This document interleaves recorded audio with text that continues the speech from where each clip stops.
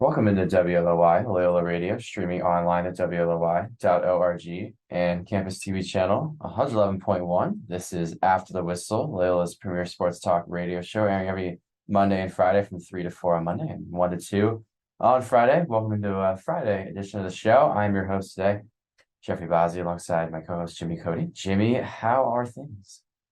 Things are all right. Last night we had a Thursday night contest between the Packers and the Titans, which was, I think, a good appetizer for the week on paper.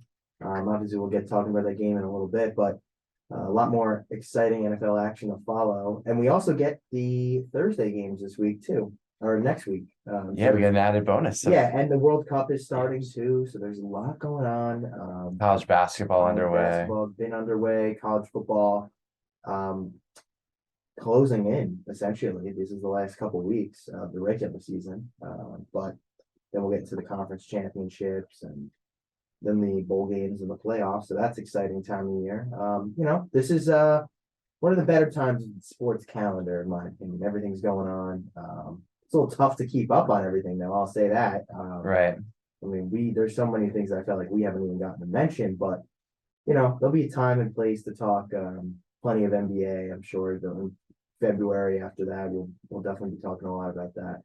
But really quickly, I wanted to bring this up just because we haven't talked about him all season. And I just think it was funny. But God, how about Ben Simmons last night, Jeff?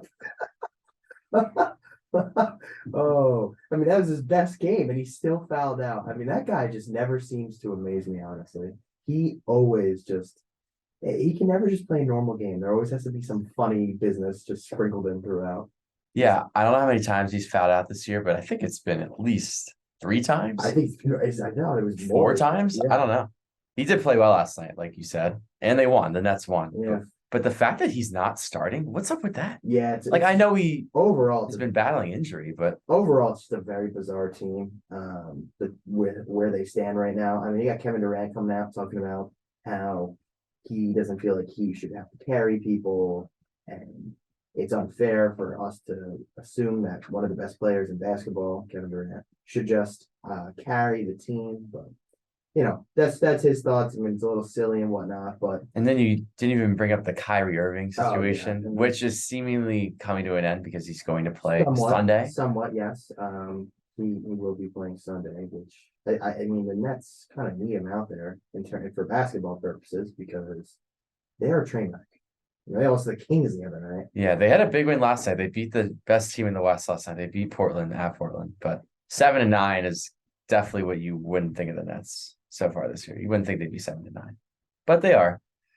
Now, do they have time to turn it around? Yes, but I don't know. There's so many things that have to go right for that team. There is a lot of things that have to go right for that team. I definitely agree. Health, no drama. There's just so much. Yeah, that's sports in general. All right, so let's talk about the football game last night, shall we? Yeah, Titans, let's do it. Packers. Titans defeated the Packers 27-17. The first thing I'll say is the Packers are a dead man walking. That is the best way I can describe this team. I just don't even see a way that they can just run it back next year with this team. Like there has to be a change somewhere, whether it's coaching, whether it's at quarterback. I have no idea what the deal is, and it wouldn't be fair, I think, to just put it on one person because, in my opinion, it's a total team failure. Yeah, I mean, they have two good running backs and run the ball well. Rodgers is not looked like his usual self. Yeah, you can talk about the receiving struggles. Obviously, there's not really a standout guy. Oh my God. Maybe besides Lazard is horrible. Christian Watson's been kind of a guy who's emerged the last 2 games. Yes, I don't think he had a touchdown before last week, and now he's leading the rookies in touchdowns. Sammy Watkins having a huge effect out there. 0 receptions, 0 yards, 2 targets. Big day for him. I mean, Lazard too stopped running on the route on their last 4th down play. I mean, dude, come on. And that was after a ball it was a bad throw, and it also went off his hands. And the Packers are just so out of sync that it is impossible for them to get back in because it is just they do so many things bad on offense. I mean, the play calling has not been great. The execution has not been great. The quarterback, who's supposed to be the team's leader, comes out once a week and just throws people under the bus. The receivers um, are never in sync with him to begin with, so it's already just a terrible relationship. But I want to go back a little further too, because I mean, I know the story here is the Titans won and now they're 7-3, and that's a quiet 7-3, by the way. Very quiet. Very quiet 7-3. Still, I don't know how great that team really is. I'm gonna be honest. But let's think about the Packers offseason here. I mean, Rodgers spent all this time away from the team, not working out with guys. He wanted his new contract.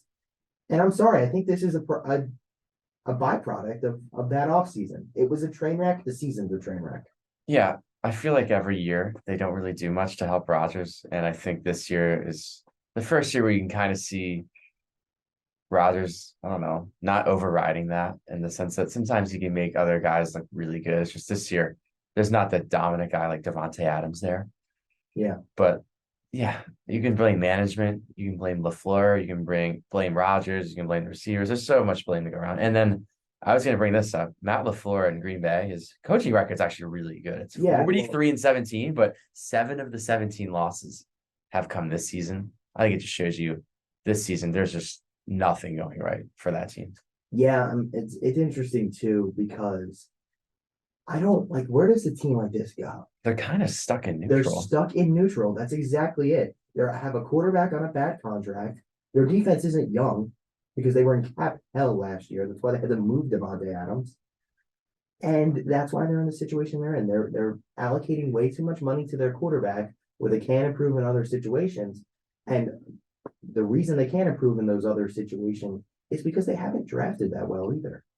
They haven't put themselves in a position to succeed drafting. So that part of it is on management. Also, I don't know if this has anything to do with this year, but the whole Jordan Love thing, I mean, I don't know how much of a factor that is just psychologically, but yeah, no, is it something worth bringing up? I don't know. What is there any point this season where he plays, do you think? I mean, only when Rodgers is injured, I think, or misses a game for another reason. That's the only scenario I see him getting in. I kind of agree with you, but I don't know if that should be the outlook on the season. As for the Titans, though, I thought their offense looked pretty good. Yeah. Clearly the offensive coordinator thought the same thing because he decided to get drunk and drive his car. So oh yeah, that was a story. Yeah, what a moron that guy is, Todd Downing. You never drink and drive, especially if you're an NFL coach. We know that you have the money to Uber somewhere. What a fool, honestly. Yeah. Complete fool. But anyway, the story I thought was, I mean, Derrick Henry just, doing his thing. Another routine night for him. And then also, Treylon Burks had a huge game. Yeah, and I think Tannehill should be brought up. He had a really good night last night. Yeah, I mean, he was efficient. He had his usual one pick, though. He always just turns the ball over. I just thought he was very efficient throwing the ball. He was efficient. He's kind of slinging it a little bit. 333. Efficient throwing the ball. Derrick Henry. Yeah. 2 passes for 4 yards. Yeah, 1 for the touchdown. Yeah. But he had his touchdown that he usually gets. But you know what it was? I like the way that the Titans called the game on offense. So I guess give some credit to the OC, the same idiot. Because you know what they were doing? They were setting up their pass to help them with the run. They would get themselves into like shorter situations where they could be more manageable. And then they would just give the ball to Henry and he would get the first down every single time, they felt like. Yeah, I mean, that's the way you got to do it. If you have Derrick Henry, just give him the rock.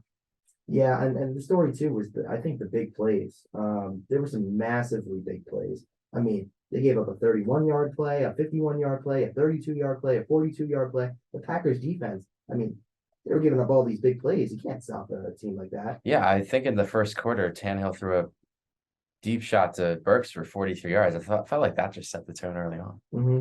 Yeah, no, I completely agree. They didn't really look back either. I feel like there wasn't really much of a threat from the Packers. I know that it was, I think, 14-9 at one point, but I just felt like there wasn't really a big threat. And it was also 2017, but it was 14-6 at halftime.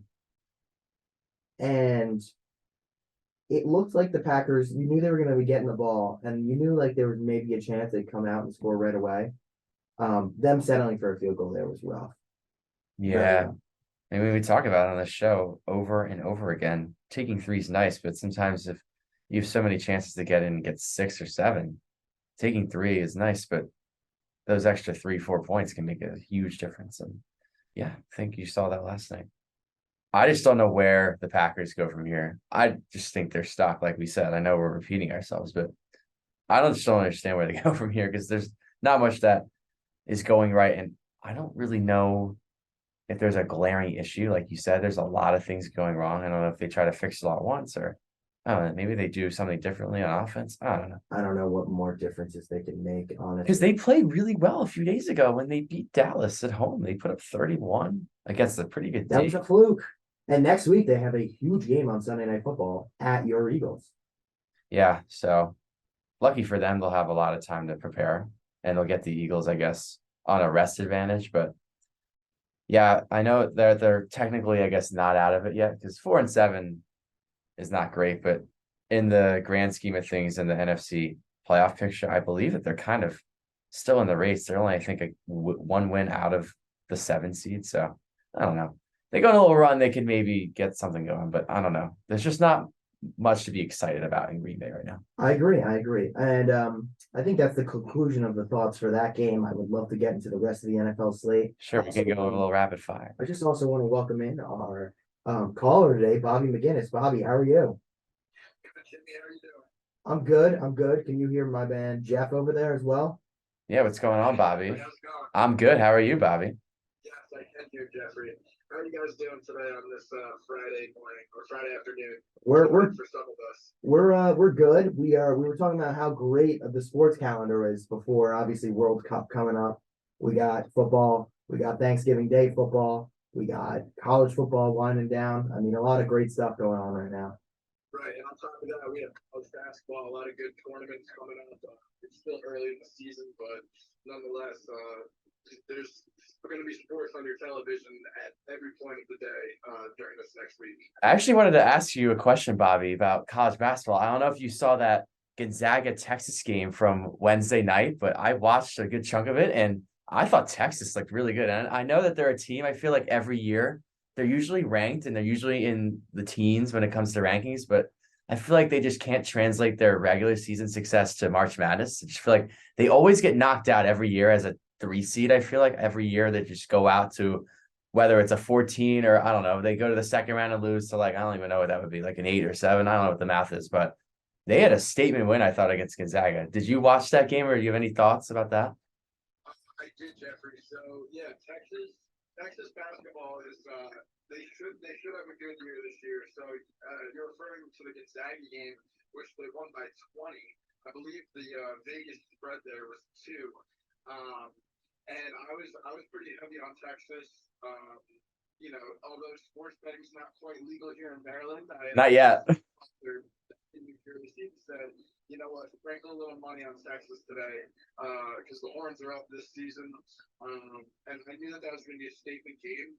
Honestly, this Texas team reminds me a lot of the Kansas teams from last year that ended up winning it all. That's just because they have a lot of like returning contributors. Timmy Allen, he honestly hasn't even been doing that much this year. But having him back, and I believe the other kid, the guard Marcus Carr, this Texas team is very good, and I think they have a really good shot of being like a serious contender this year. Yeah, I do too. And on the flip side, you talk about Gonzaga just getting absolutely blown out. They play Kentucky on Sunday night. So that's a huge game, considering that Kentucky themselves is coming off a loss to Michigan State. Right. I think it's going to be a tough season for Gonzaga. Although obviously they'll probably be a 1 seed come toward the time. I think they're gonna, have a few strong wins. I mean, you mentioned they have an opportunity to bounce back Kentucky, but I mean they have Drew Timmy, and he is the front runner for the William Award, arguably the best player in college basketball. So I think they're in good hands regardless. Yeah, I do too. Yeah, it's too early in the season for college basketball to be worrying about certain losses, but I think that was a huge statement game for Texas. I think it says more about the Texas team than it does about Gonzaga. So Gonzaga is still early; they'll turn it around. They're gonna, like I said, they're gonna be a contender, but that was definitely eye-opening for Texas. Oh, for sure. They definitely had a statement win. All right, Bob. We love the college basketball talk, but we want to hear your thoughts about last night's game between the Packers and the Titans. I mean, we just sit here and we just ripped the Packers basically for management, coaching, play calling, off season. Rodgers not being there, Rodgers being a bad teammate. I mean, there's so many things wrong with this team. I don't even know what to say. Yeah, Jimmy. I mean, the Packers have done Aaron Rodgers so wrong over the years by never really going out and getting a receiver. Then they build this great connection with Devontae Adams and then ship him away. And to replace him, I understand that kid Christian Watson. I believe he had 2 touchdowns last night. He did. The week prior, I think he had 3. So there's starting to be a little chemistry brewing up there between Rodgers and Watson. But overall, I don't know. It just seems like the Packers can never get it right. So it's unfortunate, but I think just we could potentially be watching Aaron Rodgers last season in Green Bay. Whoa. I mean, I asked the question, at what point do you think about Jordan Love? And Jeffrey's kind of made the point. I don't think they would ever do it unless he was injured. But I mean, you took this kid in the first round. Like, there's something to be said for that, no? But are they losing games because of Aaron Rodgers? I think that's the question you have to ask yourself. Well, actually, Bob, here's the other thing that I think we're not talking about. How much money is allocated to Aaron Rodgers that it's affecting the rest of the team? A lot. I mean, that's why they had to ship off Devontae Adams. They were in cap hell. Right. Well, they did have Devontae under the tag, but I don't believe he was going to play under the tag. No, yeah. Tag's not going to work. Yeah, so obviously, that was a lost cause. But they committed to Aaron Rodgers, and they're still committed. He's owed a lot of money, so even if he were to be traded, I mean, the Packers would owe him a lot, and we're potentially looking at like a little downfall here of Green Bay because they're going to be, like you said, in salary cap hell, and I don't know what the fix is because now you have a situation where you owe Aaron Rodgers, an aging quarterback, a lot of money, and you haven't really had a chance to evaluate Jordan Love, a guy that you took in the first round a couple seasons ago. Yeah, no, I think that's a huge part of that. I just don't, and you know what it is too. Another problem I mentioned just a couple minutes ago. They haven't drafted that great either. Like they're not great at that at drafting. Like management has failed on that part because when you pay a quarterback, you then have to find, diamonds in the rough to build the rest of your team. Like you're only as good as your weakest link in football, especially because there's so many injuries. And they haven't really done a good job of, building around him. You're right about that. Yeah, I mean, Jeffrey, what are your thoughts on that? I don't know. I just feel like there's so many things going wrong. I just don't even know where to start. I was talking about this before you came on. I just don't know. There's one glaring issue. I just feel like when it comes to Rodgers, you got to play him. I feel like, listen, I know that I'm going to compare this to like when the Eagles benched Wentz a few years ago in 2020. They drafted number 2 overall, and you'd think there's no way he would ever get benched, but they did it. And I know that Aaron Rodgers is a far greater quarterback than Wentz, and also he's had a way longer career, has done way more than Wentz, whatever. But I don't know. I feel like if they benched him, it would be obviously a huge statement on the management and the coaching staff's part, but I don't know. It would be very eye-opening if they did it. If they bench him this season, I think his days in Green Bay are done. Oh, absolutely. It's just crazy There's no because he turning just back. signed the deal with them to come back for, I don't even know how many years it was. I think it was 4 years. Yeah, I was honestly surprised that he even signed an extension to be back, but I thought there's bad blood there. I actually thought he was going to Denver. I actually thought he was going to go to the Broncos. And yeah, Denver was one of the landing spots. Yeah, I thought Hackett was going to bring him with him to Denver. Hackett doesn't know how to do anything, so there's never a chance of that happening. Yeah, so I mean, but to go back to the game last night, I mean, Derrick Henry is such a joy to watch, man. No, I mean, Bob, you know what we were saying? They use him perfectly. Like they set up their pass for the run, and they're more successful at that, and it's smart. I know, like AJ Brown, we see the cryptic tweets about how the Titans, or how I think he has more receiving yards than the Titans receivers do combined. But you know what? There's a whole lot of garbage because that's not the style that they play. The Titans are a 7-3 football team. Let's get that straight. You can make fun of their receiving problems all you want, but when the run game is that good, who cares? No, you're right. I mean, that's just their bread and butter. They don't care what you're gonna do. They're gonna just run the ball. They think they're tougher than you, and that's what they do best. So, I mean, at least I like that they have an identity and that they stick with it. You know, Um, and I like people a lot of direct snaps to Derrick Henry because it eliminates the time that the ball, transfers from Tannehill's hands to Derrick Henry's hands on these obvious run situations. The defense knows that it's going to be a run, and just going to the direct snap it makes it that much quicker. So I like that they started doing that. I noticed they did that a couple weeks ago. I think they ran direct snap in the Chiefs game, and then we saw it, I think, 2 or 3 times last night. yeah, 3 times. They also had one where it was also on a 4th down where Tannehill started walking away, and then they did it, which is kind of creative. Yeah, I think that was very obvious when Tannehill starts throwing up his hands. I mean, we all kind of knew because he tapped the center on his hit, which indicates to snap the ball. A little silent count there, and but the defense just can't stop. It's Derrick Henry. If I need 1 yard, and I have Derrick Henry, he's getting the ball every time. And I know that they got stuffed later on in that drive, but at the end of the day, Derrick Henry and 1 yard to go, I'm gonna roll the dice every time. The odds will always be in my favor. I think I will too. All right, Bob. I mean, let's not waste any more time. I have to bring it up. Jets Patriots this weekend. I mean, just give me your thoughts here because this is a big game for the Jets. They need to win this because And the Patriots. and the Patriots too. Both teams need to win because let's face it, this is a matchup between two teams trying to get in the playoffs. Yeah, Jim, I'm very nervous, honestly, because this, like you said, this has a lot of playoff implications. If the Jets do get a win, that means that their division record would be 3-1, with a win against each team, which is big, as far as tiebreakers go in a very tight race. That being said, if the Patriots lose, I think their season's over. It's going to be way too hard in the competitive AFC, and especially in the division.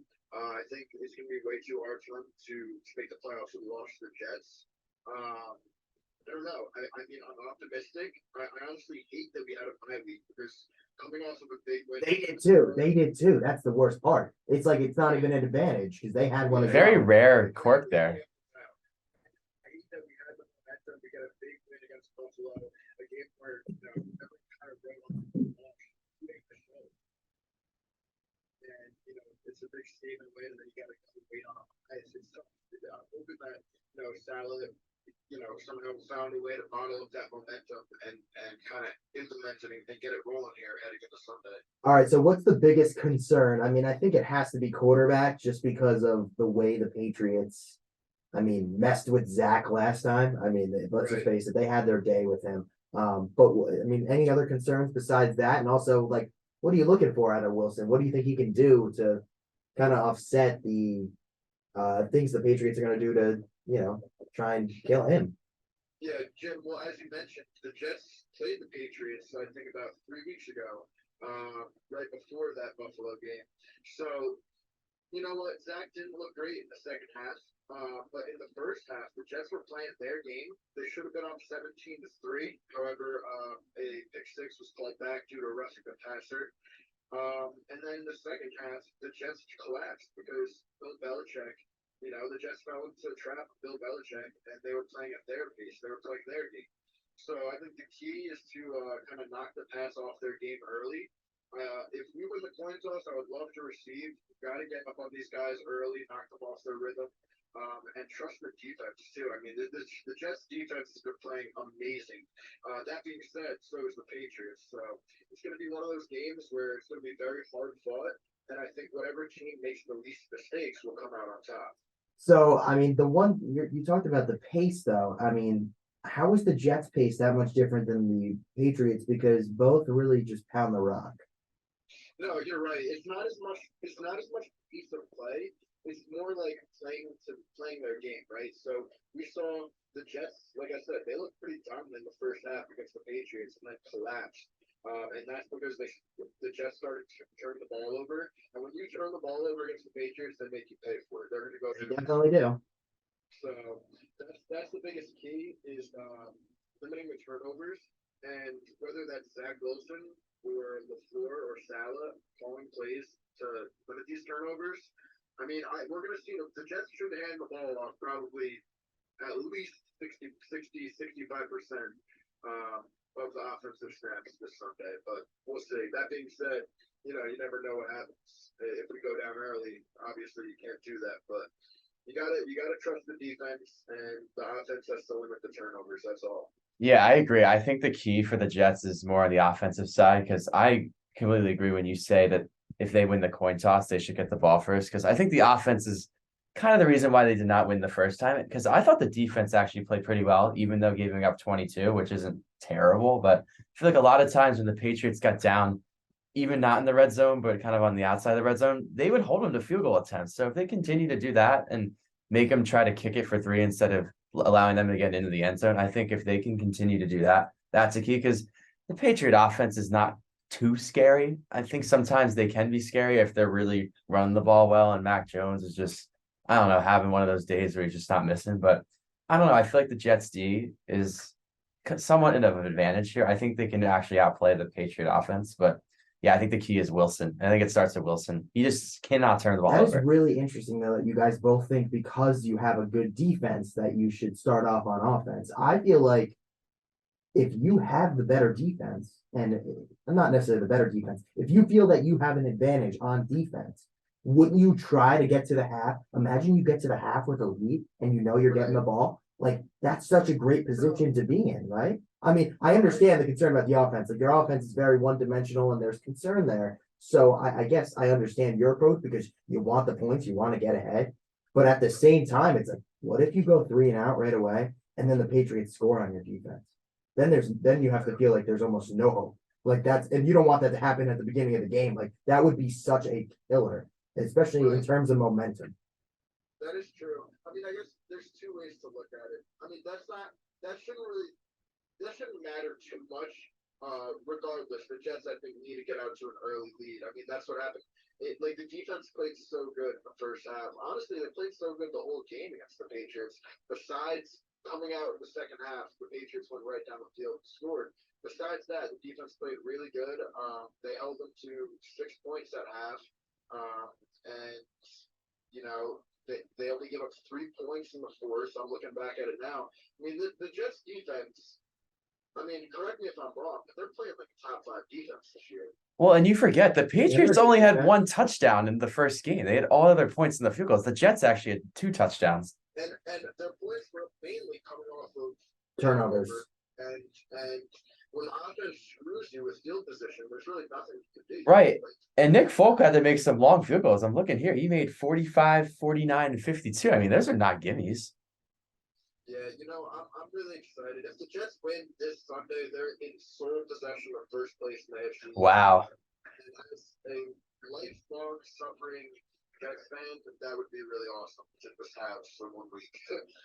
Yeah, I mean, that is a good thing to look forward to. I mean, those are the type of games though that when you win, it's great, but when you lose, God, it is such a reminder of the just failure that you're just constantly subjected to. I mean, especially over the last 7 years, I would understand that. All right, let's start getting in some of the other games. I know, Bob, you're only going to be on here for maybe a few more minutes before we go to break, but let's just get into the slate anyway. I want to talk about the Browns and the Bills. What do we think about this game getting moved from Detroit or moved from Buffalo to Detroit? I think I thought there was something that could have helped the Browns had it been played, but it just seems like it is too much snow.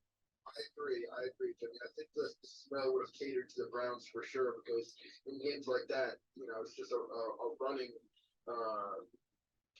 fest. I don't know what to call it, but it's just a ground and pound on both sides usually because it's way too hard to throw in the snow, which would definitely help the Browns. Obviously, as a Jets fan, I'm rooting against the Bills, and unfortunately, I think that the move to Detroit of all places helps them tremendously. Yeah. They play there next week on Thanksgiving. So not even next week. Sorry, they'll play there 4 days later on Thanksgiving. So you talk about a team now gets to have 1 game under their belt before they play primetime Thanksgiving at that field. They could probably just stay there, practice that week. I mean, this is benefiting the Bills like 100%. Yeah, no, absolutely, it is. I understand. All right, you want to move the game to a neutral site, that's fine. But of course, it's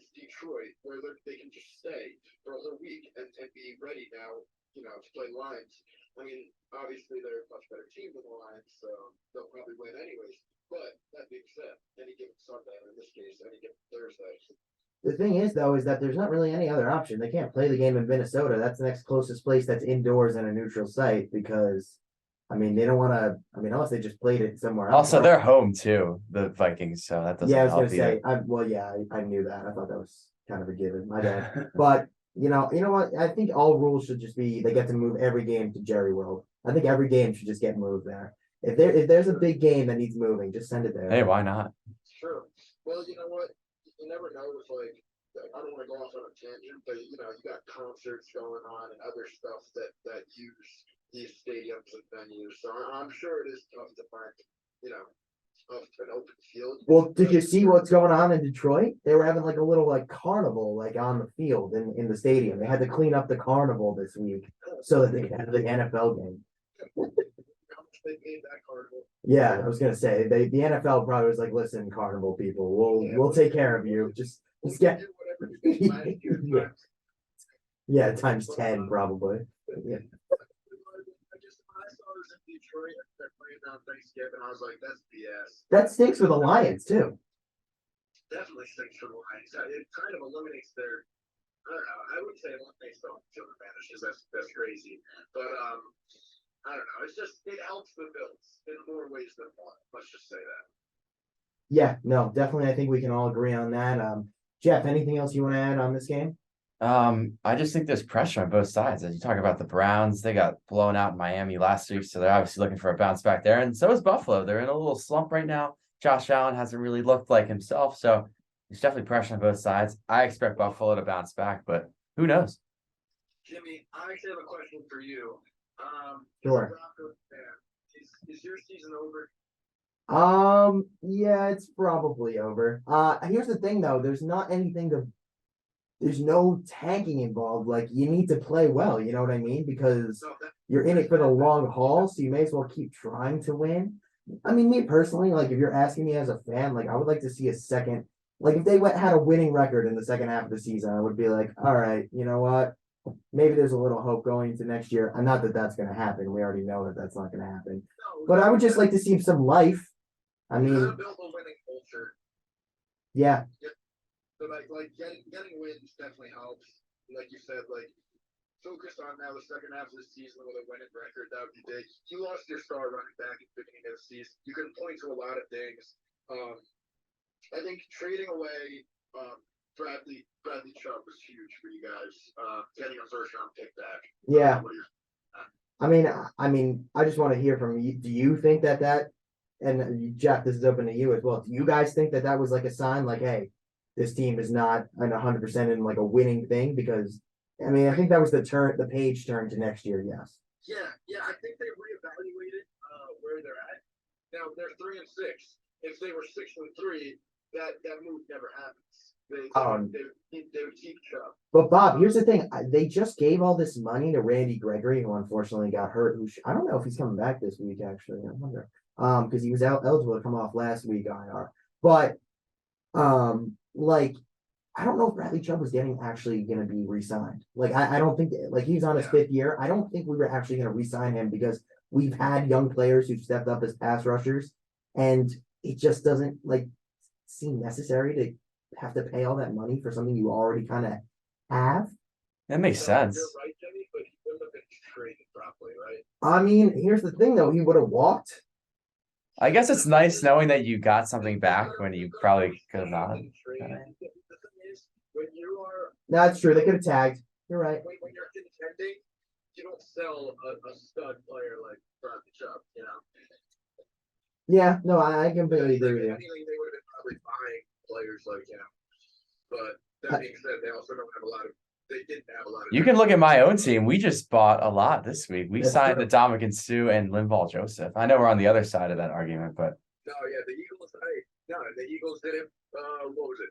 2 weeks ago with the Bears by getting Is it Hicks? Akeem Hicks? Is that who they got? oh, Robert Quinn. Robert Quinn. And then they also the Ravens made a move trying to get Roquan Smith. That was a big move. Yeah. You like to see these teams behind. So with the Broncos, that was probably an indicator that they're focused on next season now. Yeah, I think that's definitely the focus. The only thing I would say is why not get rid of the coach? But I mean, it looks like he's gonna be one and done, so I don't. He can very well be done at the end of the season. I mean, if you fired him now, I think yeah, you can't fire him now. I think it would be too much of a cluster, you know what, if you fire him now. Yeah, but I don't. He's just so bad. He's Bob. They had a bye week and they came out and put up 10 points. I mean, Yeah, Jeff but- Saturday found out he had the job on Tuesday and they put up 25. Come on. Yeah, but how much coaching is that? How much play calling is Saturday? No. I'm just talking about in general. Jeff Saturday, he announced the play caller on Tuesday. That was when they found out who was calling the plays. That he did more. That guy did more, whoever he is, in however many days than Hackett was able to do in 2 weeks. Like, that's disgraceful. Yeah, I mean, look, Hackett's probably gone. I just don't see the reason to fire him now. Yeah, you got some young players on that offense, and I think changing up the playbook too many times is just a disaster. I've seen it done with my team over and over. I mean, that's true. Darnold had like 4 head coaches his first 3 years. So, I mean, Hackett will probably be gone. But you got to see the quarterback play better too, Jeff. No. That is obvious. So yes, I mean, come on. Nobody. I've not been defending him on this show. I was saying how horrible he was last week. He has been terrible all year. He has 7 touchdowns and 6 picks. In no way is that acceptable. Well, that's exactly what my next point is. Even more so than the record, you got to see Russell Wilson find what he used to be before going into this offseason. Yeah, no, I couldn't agree more with you, Bob. Unfortunately, we're gonna have to take a break because we have to move along with the show. It's been great having you on, Bob. I enjoyed talking some football. Any Yeah, last thanks thoughts a you want lot, to hear us Bob. with here? Yeah, I just want to say, if I don't see you guys this weekend, enjoy Thanksgiving break, enjoy it with your families, and I'll keep in touch. I'm sure we'll be talking football through the phone or all the other sports that we mentioned this week. So just wanted to say, enjoy Thanksgiving, guys. All right, thank you, Yeah, Bob. thanks, Bob. You Enjoy your too. Thanksgiving as well. Have a great Thanksgiving break. All right, and we're gonna take a quick break here on After the Whistle. We'll be right back after this. You are listening to WLOY Radio.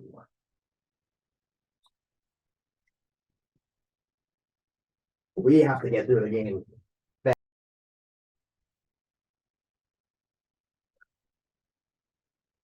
Welcome back to WLOY Loyola Radio, streaming online at WLOY.org and Campus TV channel 111.1. This is After the Whistle with Jimmy Cody and Jeffrey Bozzi. We were talking to our guest Bobby McGinnis about some NFL thoughts on this weekend, but now we're going to welcome in another guest, and Jimmy, please take it away. All right, welcoming in now, Tom Spallone. Tom, how are you today? What's going on, fellas? Happy to be here on this Friday afternoon talking football with you guys. All right, yeah, let's get right into it. Let's not waste any more time. All right, so let's just gonna hit here on what we have for the slate. All right, so we got the Bears going down to Atlanta. Atlanta's a 3-point favorite at home. Obviously the offense has looked better for the Bears, but still they can't find a way to get the wins. What do you have to say about this game, Jeff? I think this is going to be a really close game. I think this is a very evenly matched game, and through the years, these teams have actually had some pretty close battles. I feel like you can make an argument for both teams winning because you got Chicago with Fields. You know what he can do on the ground. Can he do it in the air? I don't know. And Atlanta, I feel like they're a team that could be better than their 4-6 record. And I still feel like there are some games that they haven't really slipped away from them, but they just had some games that they probably should have won. But I don't know. I'm taking Atlanta, but you know what? I think it's going to be really close. I think it's going to come down like a late second field goal. All right, Spallone, anything you want to add about Falcons Bears? Yeah, I'll agree with Bozzy there. I do like the Falcons. They've been playing pretty good at home this year. And honestly, I think even though the Bears are 3-7, they've been playing better football. But I think a lot of people need to stop with the Fields talk. I mean, he's been great this week, but the kid's 3-7, and he still cannot with the football to save his life right now. So I don't get all the Fields hype, honestly. I mean, I want to see him do good, but he needs to pick it up in the air because he hasn't been winning games. So I'm going to leave Falcons. Yeah, I agree with a little bit of what you said there, Spallone. I think the hype's been a little much. All right, Jeff, Eagles, Colts. Colts coming off their win. It's 1 o'clock on Sunday. The Eagles are a touchdown favorite on the road. Does that worry you at all, Jeff? A little bit. I mean, I guess it's a little high considering that the Eagles are coming off a loss, but I feel like this is a team that they should beat. I think they're just better. I know that Goddard's out and there's some injuries on our side, and Indy's coming off a big win with Jeff Saturday's debut and a little bit of a reunion there with Sirianni going back to Indy where he used to be a coordinator. I think this could be a very interesting game. I don't really know how to pick this game because I'll tell you one thing I have a concern of. How about running the ball against the Eagles? I mean, I think the Colts, if they're able to do it with Jonathan Taylor, it's going to be a really tough game for the Eagles. I agree. And they tried to shore up the front by signing Ndamukong Suh and Linval Joseph. So we'll see if they both play and they have any impact there. But definitely think the run defense is probably the number one concern by far. Yep, I agree with that. Spillone, anything you want to add about some Eagles, Colts? Yeah, man. There's been a stir in Philly land of this past week, their first loss, but I think they'll bounce back this week. Indy has not been too good this year, although the culture change with Jeff Saturday, I think, is definitely a big deal. Once the team fires a coach when they're not doing well, and the intern comes in and wins a game, changes the morale of the locker room right away. So I mean, I don't see why the Colts can't pull off an upset, especially if they get on the ball with Taylor. But I mean, Howie Roseman got right into the office and made two big deals with Linval Joseph and Sue right away to stop the run. They're trying to win it all this year. So I think Philly will bounce back. I really do. Yeah, I agree. I mean, those are definitely moves that they're trying to make to win. There's no doubt about that. All right, Rams Saints in New Orleans. Two teams that have just not been with it this year. Spallone, what are your thoughts? Yeah, man. Like we're sitting here at week 11, and the Rams are 3-6, the defending champs. I really don't think anyone would expect that. But I believe Stafford's trending towards out as of right now, correct? I mean, I think he's still questionable, but it's not great. I don't think. I'm pretty sure that he is. He's questionable. But you know what the problem is? Their backup quarterback is also questionable. So it could be a complete nightmare if Stafford isn't the one who's playing. Yeah, Wolford got banged up too. Yeah, I mean, and Cup's out with he just got on IR. So I mean, they're in shambles right now. I'm gonna lean the Saints, obviously for all those reasons. But I mean, the Saints are also banged up. Thomas is on IR, and I believe they're gonna go with Dalton this week. So we'll see. I'll lean Saints, but I mean, the Rams desperately need a win if they want to stay in the wild card race. Yeah, just two teams that are just a complete train wreck right now. All right, Spallone, the Lions Giants. Let's hear your thoughts here. 3-6 Lions coming to town to take on the Giants. G-Men are only 3-point favorites, though, despite the advantage in record. Just give us your thoughts on the game. Yeah, man, this is another big week for the Giants. Another must-win. If we want to keep pace with Philly for the and Dallas for the division. Yeah, this is a game that on the schedule at the beginning of the year was a game that Giants fans want to have. But I mean, this Lions team cannot be overlooked. They've put up 30 plus, I believe, 4 games this year so far. So that's pretty impressive. Although their defenses were pretty underwhelming, especially in the secondary. But their rookie Hutchinson has been playing pretty well. I believe he has like 5.5 sacks. So I mean, you can't take him lightly. But I think there's no reason why the Giants can't get the job done if they're able to run the football Barkley like they were able to do last week, because the Lions are bottom of the league in rush defense. So it should be same game plan. Steve Barkley should be getting 25 plus carries. And I mean, I want to see Jones throw the football a little more, though. I mean, I think he's capable of doing it, and he's been making good decisions so far this year. So we'll see. Jeff, anything you want to add about Lions Giants? Yeah, I agree with what Spallone said. I think they could give Jones the ball more in the sense that they shouldn't really overload him with a lot of pass attempts, but I think he is capable of making a lot of plays. And I think it is going to be needed because Detroit is a team that can score points. I think we all know that, but I think it should start with Barkley giving him the rock. And this is a big game for the Giants because they have 4 straight divisional games after this week. So if they can get a win this week, go to 8-2 and keep pace with Philly and obviously stay ahead of Dallas. That would be huge. So I think they should win this game, but you know what? I do see why the point spread is 3, just because I feel like every game the Giants play is close, but I feel like this is a game that they definitely can win by more than 3. All right, Panthers, Ravens. We're moving on here. I'm sorry about the time, boys, but a 13.5 spread for the Ravens. I mean, listen, the Panthers are just not a great team. Obviously, they got a win last week playing Baker Mayfield.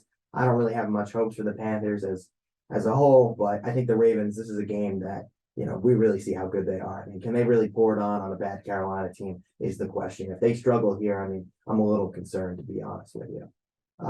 Jeff, anything you want to add to that?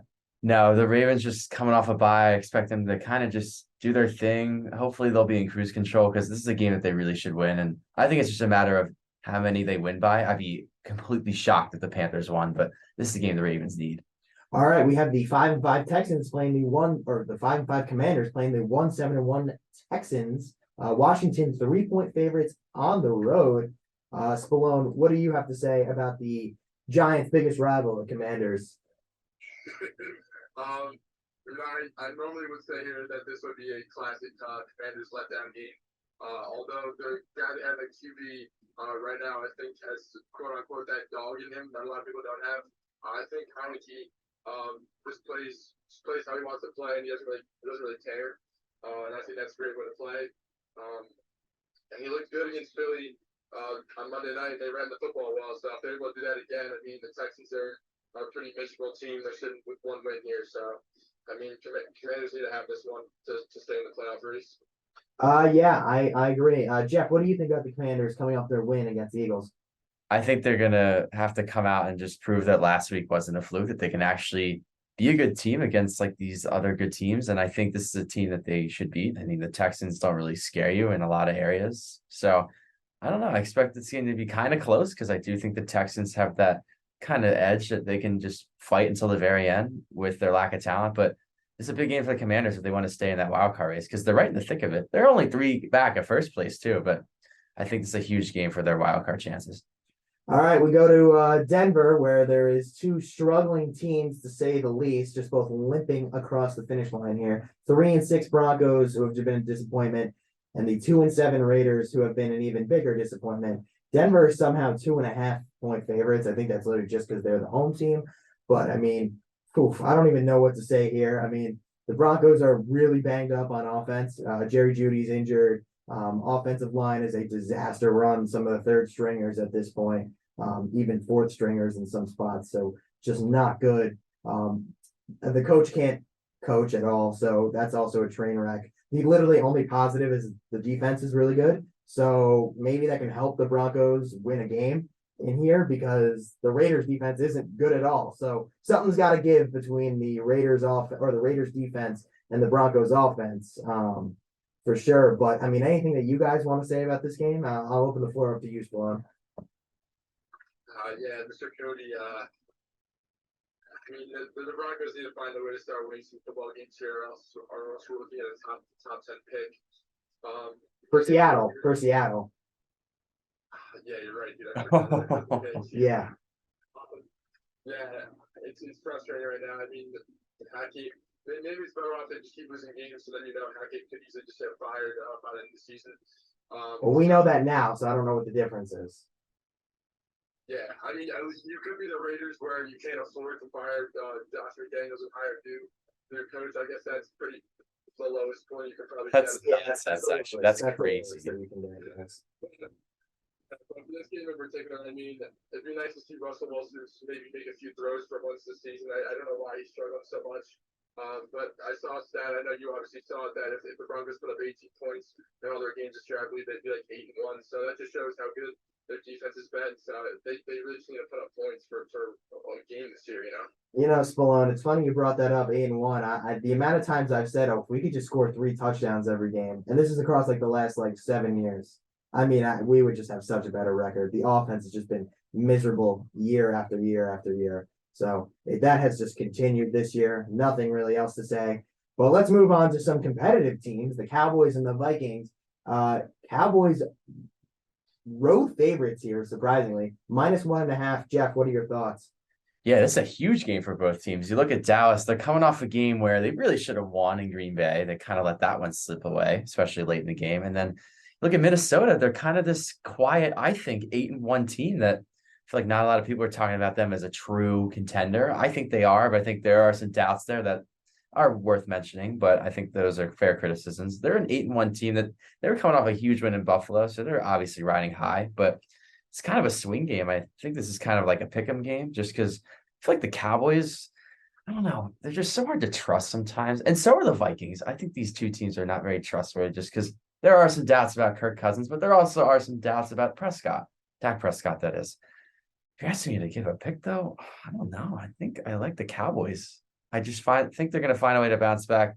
I just feel like they have a better team that can match up with the Vikings. Cowboys need to start really relying on their run, and I mean really relying on their run. They are not using Tony Pollard enough. I mean, whatever amount. I mean, they gave him the ball a lot last week, but they should still be giving it to him more because the offense is better when Tony Pollard has his hands on the football. And I think honestly, Dak Prescott is better when he has a run game working for him as well, and they're playing off of that run game. Spallone, what would you like to add? Also, the defense needs to be better too. Last week was just unacceptable by the. This is a tough week to turn it around too. Yeah, it's a tough one to turn around, but the defense gotta get it together. Spallone, what are your thoughts? Cowboys Vikings.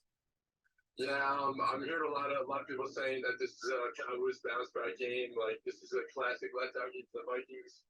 But listen here, Mr. Cody, Mr. Bozzy. This is the Cowboys demise right now. Listen here, week 11.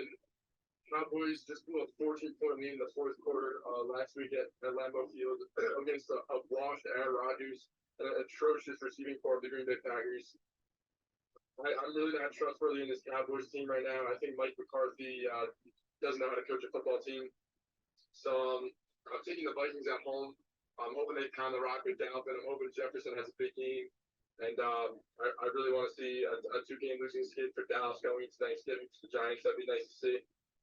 Yeah, I mean, that would be good for your sake. All right, Bengals Steelers, the 5-4 Bengals taking on the 3-6 Steelers in Pittsburgh. Cincinnati is 4-point favorites. Steelers played pretty well with Watt, though, so I expect this to be a competitive game, especially with no Jamar. Let's see, honestly, what the Steelers can do. See if they're able to control the clock, run the ball as well as they did last week versus the Saints, who, by the way, are nowhere close to the Bengals in terms of talent. But it'll be interesting to see if the Steelers can hang in there. I mean, this is a game the Bengals should win on paper, but a tough division game. Don't count out the Steelers, is what I'm saying. I really like their defense, especially now they got Watt back. I'm telling you, I mean, this kid changes games just by being out there. Yeah, no, I think this is actually a game where the Steelers can win. Am I crazy to say that the Steelers can win this game? I think they can win too. I know they're +4, but I think that the way they play is really good. And I think ever since Pickett's come in, listen, he's had his rookie struggles, but they had a good win against Tampa Bay at home. They beat the Saints fairly easily. And I know they got blown out in Philly, but they had a tough one and they got blown out in Buffalo too. They had a tough one in Miami. I thought they were right in the thick of that game too, but I don't know. This is a tough one because the Bengals are coming off a bye, but they also don't have Chase. So maybe there's some time for the Bengals to kind of get used to life without Jamar Chase for now. But yeah, I expect this to be really close. All right, moving on to Sunday Night Football. We got the Chiefs and the Chargers in Los Angeles. Kansas City 5-point road favorites. Spallone, what do you think about this game? Yeah, it's Patrick Mahomes against the AFC West. So we know how this one turns out. I think you know that especially well, Mr. Cody. Not sure what you're alluding to, but I'm assuming it's a lot of the pain that I've suffered over the last couple of years. So yes, that's what you're talking about. Then yes, it is going to be a nightmare for the Chargers. They are the one team though that seems to always play a little better against them.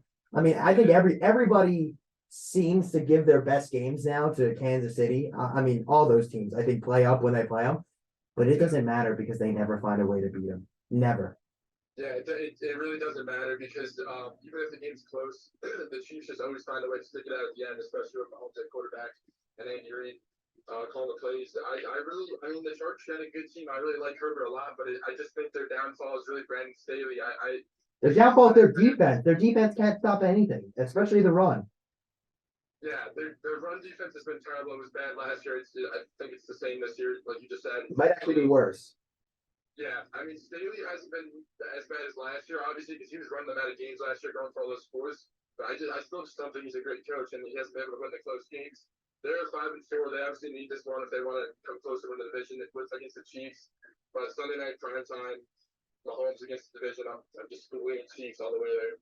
Yeah. I mean, I agree with you there. Jeff, what do you want to add about Sunday Night Football? You want to give us a pick?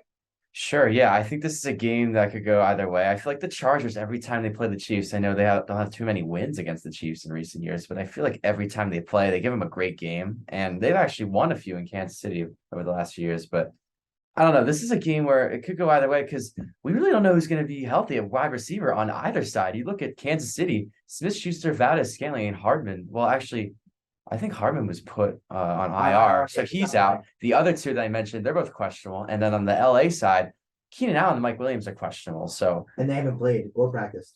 I mean, there's kind of some doubt there that they're going to play. And you saw that Herbert kind of suffered last week when they didn't have either one, and they were still in the game. I still think the Chargers, they should be better than 5-4 because you'd think they have more talent there, that they could probably be like a 7-win team right now. But I actually don't think they've been too bad considering the injuries that they've kind of gone through. I don't think Staley's been as terrible as people think he's been, but I still think the Chiefs find a way to win. But I do think the Chargers hang around for the majority of the game. Really quickly before we close out the show, I just want to say this. The one advantage the Chargers have is that they're going to be able to run the ball with Austin Eckler against the Chiefs defense. The Chiefs defense is not the best at stopping the run. We saw that with Derrick Henry when the Titans played them on Sunday Night Football. So definitely I wouldn't count the Chargers out by any means of this game, but it's just such a typical, like, you think the Chargers have a chance and the Chiefs do what they always do.